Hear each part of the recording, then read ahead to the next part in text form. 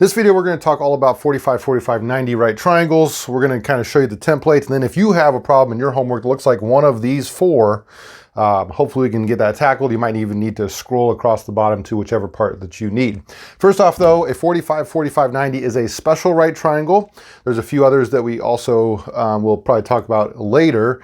But for right now, what you need to know about this one is that it's an isosceles triangle. It has to be because this is 45 degrees and so is this, leaving us with only 90 degrees. And those two 45s have to be across from the same side length. That's the way that triangles work. If you remember back to when we talked about the construction of triangles. Right, that said, whatever we have for this, let's call it x. If this is x, well, this also has to be x. Again, isosceles triangles have two sides that are the same. Whatever that is, it's going to be x. If it's 5, it's 5. If it's 10, it's 10. And if it's x, whatever that x is, the other one is also the same. The harder part is the hypotenuse. So the part across from the right angle, or the side across the right angle, is called the hypotenuse. And here, that x is going to be important. It's still going to be x something. And that something is x times the square root of 2. All right, we're going to use that template for the rest of these problems. Starting with number one. Number one, here if they give us that one of those side lengths is 4, well, if one is 4, then the other one has to be the exact same. So this x on this side is also going to be 4. So in your homework, if you have something like that where it has a missing side length, you can just fill it in where these two have to be the exact same. All right, now if that's true, this 4, if that's x, and I kind of take this over here, well, I'm going to replace my x with 4 for this other part, and I also need that square root of 2. So for the side lengths on this triangle, I have 4, 4, and then 4 square roots of 2. That's how you say that. 4 times the square root of 2, or just 4 square roots of 2. All right, number 2. This time, they give us the hypotenuse. Remember our right angle is here. The hypotenuse is always across from it. And so if that's true, think about this template. These all have x's. What's my x in front of my square root of 2 on this one? 7. And so these both also have to be 7 for both the x and the y. Those are going to be 7. So 7, 7, and 7 square roots of 2 are the three sides for that triangle. Right? The next two are a little harder because they give us the hypotenuse, but it does not include the square root of 2. This is where you probably came to if you're stuck on your homework because these can be challenging. All right, in order to do that, how do I go from the hypotenuse back to a side length? What is the difference between those two sides? You know, it's the square root of 2.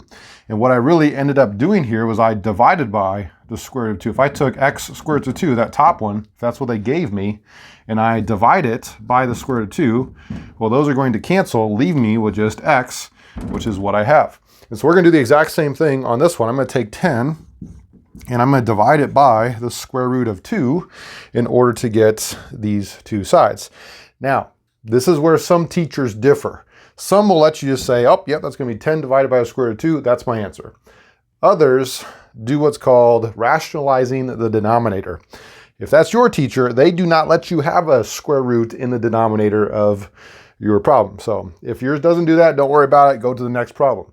If yours includes this, we need to do something that's called rationalize the denominator, where we need to multiply this by that square root.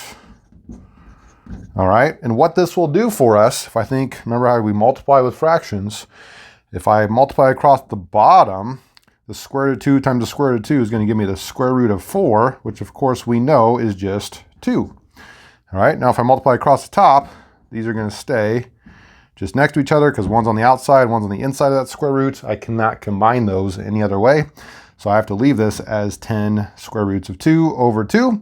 And then now I have a 10 and a 2 on the outside, so I can do some division there and get 5 square roots of 2. All right, so if your teacher lets you, you can say 10 over the square root of 2. If they don't, you might have to say this is 5 square roots of 2. And since they're congruent, this is also 5 square roots of 2. Okay, let's do the same thing with the last one here. If this is 18, same as before, I'm going to take that 18 and divide it by the square root of 2, where, let me get a little bit more room here. 18, oh my goodness, 18 over the square root of 2 times the square root of 2 over itself. And this works because we're just multiplying by 1. Anything over itself is 1. If you take something times 1, it doesn't change. So that's why this is an okay thing to do. All right. Now, on the top, I get 18 square roots of 2. On the bottom, remember the square root of 2 times square root of 2 is the square root of 4, which eventually just becomes 2. So you can eventually get to a point where you skip that step and just say this is 2 on the bottom. Now what is 18 divided by 2? Well, that's 9, but you still have that square root of 2 on the top. So both of these here are going to be 9 square roots of 2, 9 square roots of 2. And that is how you solve the side lengths of these special 45, 45, 90 right triangles. Until next time, keep doing your math homework fast and accurately.